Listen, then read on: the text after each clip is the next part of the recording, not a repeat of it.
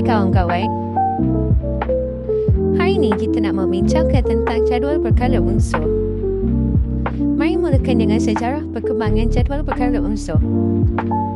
Sejak abad ke-18, banyak unsur telah ditemui oleh ahli sains. Unsur-unsur ini dikelaskan secara berperingkat sehingga terhasilnya jadual perkara unsur moden.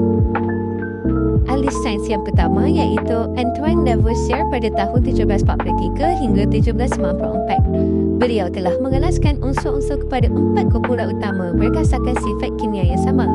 4 kumpulan utama iaitu gas, logam, bukan logam dan oksida logam.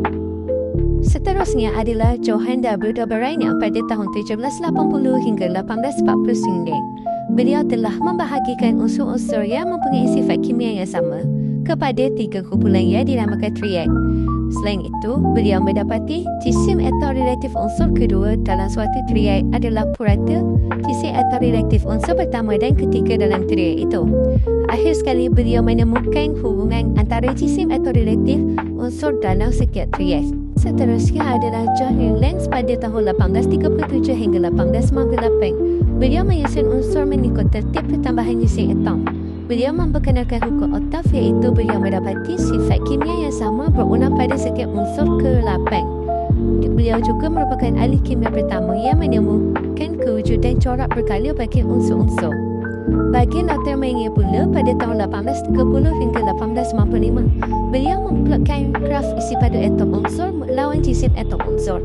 Selain itu, beliau menunjukkan unsur-unsur dengan sifat kimia yang sama berada pada kedudukan yang sama di lengkung graf. Seterusnya, Dmitri Mendeleev pada tahun 1834 hingga 1907. Beliau menyusun unsur mengikut tertib pertambahan jisim atom.